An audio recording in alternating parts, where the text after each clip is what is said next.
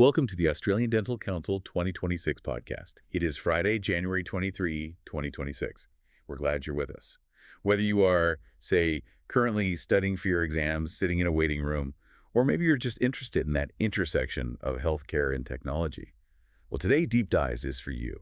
We're focusing on a piece of equipment that has really become the defining symbol of modern clinical precision.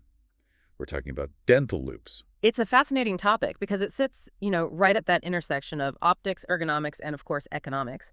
We have pulled together a pretty comprehensive stack of resources for this. We've looked at Navy medicine guidelines, ergonomic studies, reviews from content creators like Mediha and International Dentist Central, and of course, the technical specs from the major manufacturers themselves. So the mission today is to filter through all that noise and figure out the best optical setup, especially for those of you preparing for the Australian Dental Council, the ADC examinations. Exactly. And it's not just about, magnifying glasses. We are talking about a tool that really dictates how a dentist sits, how well they perform, and, ultimately, how long their career lasts. It's the difference between spotting a tiny microscopic fracture and just missing it entirely. Precisely. It is a health and safety issue just as much as it's a clinical one. And before we get into the heavy technical details, the diopters and the declination angles, we do need to make a very clear disclaimer. Oh, that's right. Especially since we will be talking about specific brands today. Yes. So to be clear, this is absolutely not a sponsored deep dive.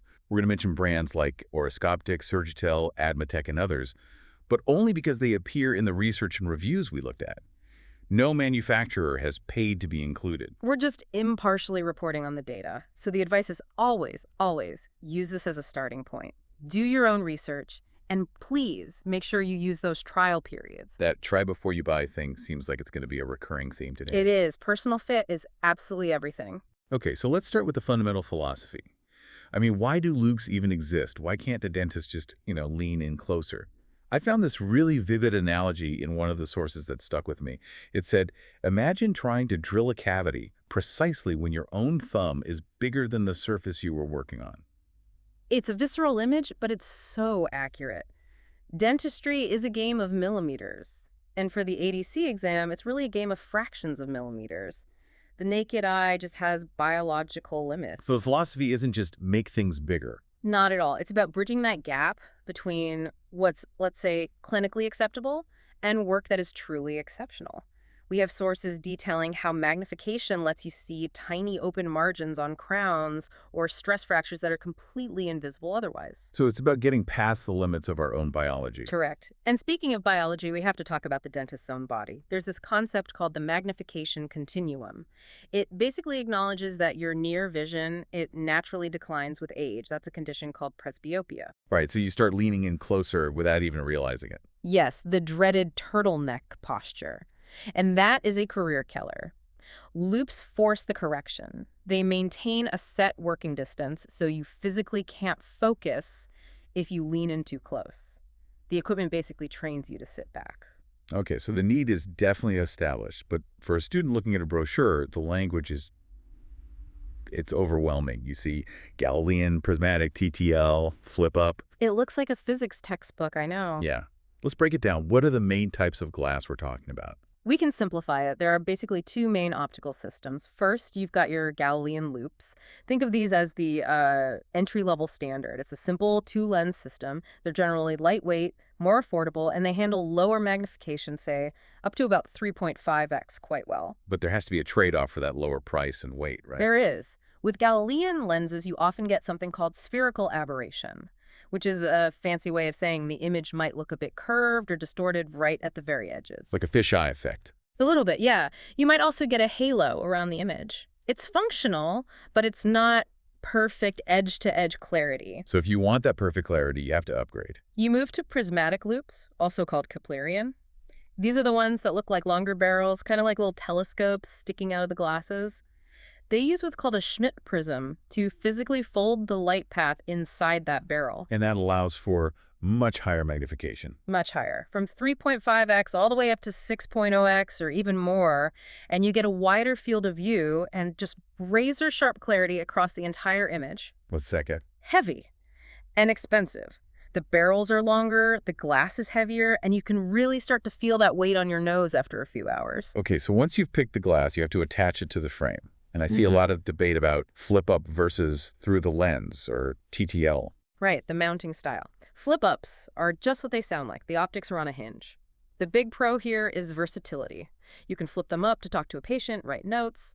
They're also easier to update if your own eye prescription changes, and they have better resale value. But they're a bit clunky. They're heavier, and the weight is further from your face, which creates more leverage pushing down on your nose. Plus, because the optics are further from your eye, your field of view is narrower. Okay, which brings us to TTL. Through the lens. Here, the manufacturer literally drills a hole through the main lens of the glasses and cements the loop in place. It sits much closer to your eye. So, wider field of view, less weight. A lot wider and much lighter. But, and this is a huge but, they are custom drilled to your specific facial measurements. So you can't just borrow a friend's pair for the day. Not a chance. They are completely bespoke. Yeah. If your prescription changes or if they get the measurement wrong by even a millimeter, it's a nightmare to fix. You're basically married to that pair. Okay, let's get into the numbers. If I'm a student preparing for the ADC exam, what magnification should I be looking for? I see people online boasting about 5.0x, thinking more is always better. And that is a common trap. If we look at the guidelines, there's a pretty clear standard. For general dentistry and exams like the ADC, 2.5x to 3.5x is the sweet spot. Once you go higher, you're usually moving into specialized work like endodontics. Why not just start high, though? Wouldn't that make the exam prep easier? It actually makes it harder. Starting with high magnification can be really disorienting. The sources talk about motion sickness for new users. For an exam, you need to see the whole tooth and the teeth next to it. If you're zoomed in too tight, you lose all that context. But we did see a counterpoint on that. We did. Medea, one of our key sources, suggests that if you can handle 3.5x, it does give you a real advantage for specific tasks, like finding canals or spotting leftover decay.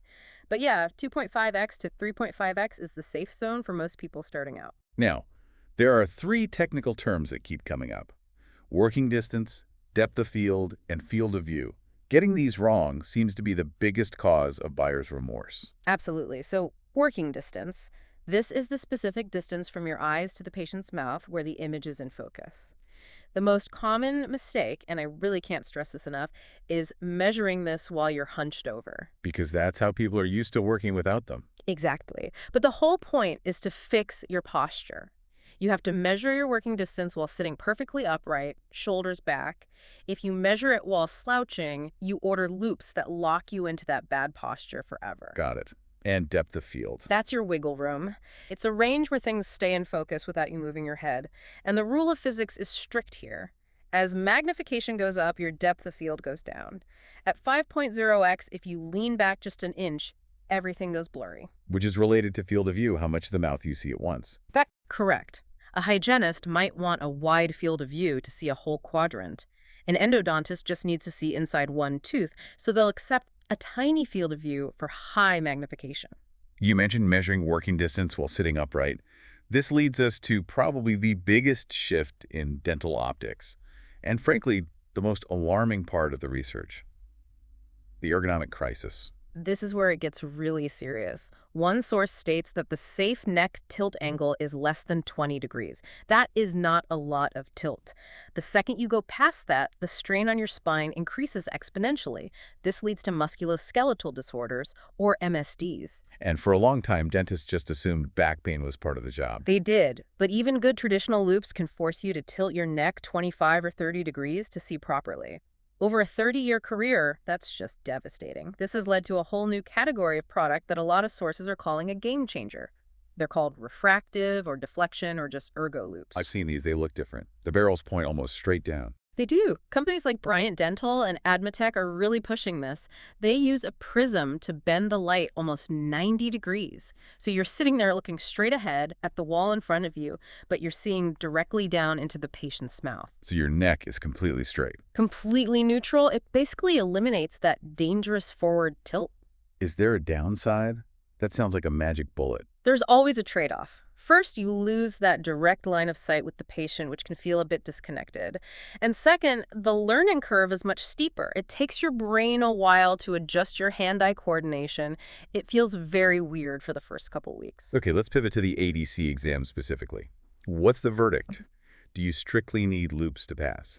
The verdict is a strong yes if you can afford them. Medea points out that for tasks like access cavity prep or fine caries removal, the difference in quality is huge. You're being graded on precision, and trying to do that with the naked eye is just making a hard exam even harder. But there is a massive trap in the exam related to infection control, isn't there? This stood out to me as a potential disaster. Oh, this is a critical tip for any candidate listening. In the ADC exam, once you have gloved up, you cannot touch your face, you cannot touch your loupes. If they slide down your nose and you reach up to adjust them with a contaminated glove, That's it, you're done. that is an immediate fail on infection control. An immediate fail. Wow! So they need to be set perfectly before you even start. Perfectly. And secure. A head strap is pretty much mandatory. You cannot afford for them to slip. Let's talk about lighting. The sources say loupes without a light are only half the solution. They are. You can magnify a dark hole, but it's still a dark hole. A good LED headlight is essential. You want something up to about 30,000 lux. Any brighter and you start to get glare. And you definitely don't want your light dying mid-procedure. All right, let's get to the part everyone asks about: brands and money. The price range here is just wild, from, what, $50 on eBay to over $2,500? It's a massive spectrum. On the budget end, you have the generic options. One source mentioned using a set that cost around $400, and it worked for the exam. So if you're a student on a shoestring budget, they can get you through. But if you're looking at this as a career investment, Then you have to ask, what is my neck worth? The calculation changes. Looking at the major players, you have oroscoptic, a real heavyweight. They have the eye zoom with variable magnification. and Surgitel. Surgitel focuses heavily on ergonomics.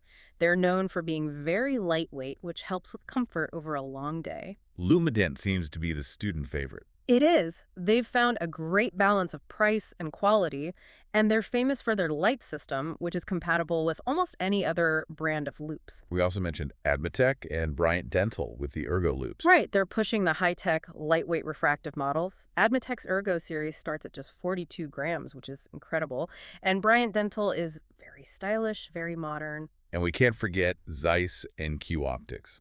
Zeiss is the optical giant. You want the best glass quality. That's Zeiss. And Q Optics is known for its durable and lightweight titanium frames. The advice for students here seems pretty clear. Don't pay full price. Never. Look for student discounts, look for group buys, and please, use that trial period. Most brands give you 45 days. If it gives you a headache, send it back. Do not settle. Let's bust a few myths before we wrap up. I hear this one all the time. If I use loupes, I'll become dependent on them. We hear that constantly. And the rebuttal is simple. You should rely on them. Working without magnification is working with a handicap. Why would you want to go back to seeing less? It's a standard of care. What about the patient connection? It creates a barrier. I look like a cyborg. It can feel that way. The patients actually perceive it as high-tech and professional. And if you're worried about eye contact, that's what flip-ups are for. Okay, so pros: better posture, better precision. Cons: Cost is the big one. Weight is another. If they're not fitted right, they cause headaches. And the learning curve. You will feel clumsy for the first 2 weeks. You just have to push through it. I want to zoom out for a second to the broader healthcare system. Why does a policy observer care if a dentist wears funny glasses? Because the workforce is fragile. Musculoskeletal disorders are a leading cause of early retirement in dentistry. If ergonomic loupes can extend a dentist's career by 10 or 15 years, that stabilizes the entire workforce. And the quality of care saves money. It does. Better visualization means less invasive dentistry. It means you don't miss a canal, which means the treatment doesn't fail in 2 years, requiring an expensive retreatment. Precision is cheaper in the long run. So putting it all together, whether you're buying a $50 starter pair or investing $3,000 in refractive prisms, the message is clear. Magnification is the standard. It is. It's an investment in your eyes, your spine, and your exam results. Before we go, you had a final thought about where all this technology is heading. I did. We're seeing the rise of these refractive loupes where you don't even look at the patient. But now companies are integrating AI for video documentation. And it raises a question. Are we moving toward a future where the dentist never actually looks directly at the patient's mouth again? Will we just be looking at a 4K screen with AI overlays, operating entirely virtually? That is a wild thought. From optical glass to full digital augmentation. It's the next frontier. Well, on that note, we'll wrap up this deep dive. We hope this helps you navigate the complex world of dental loupes. Good luck to all the ADC candidates out there. Get those loupes fitted and don't touch them once you're gloved. Absolutely. Good luck. Please subscribe and share for further updates. Thanks for listening.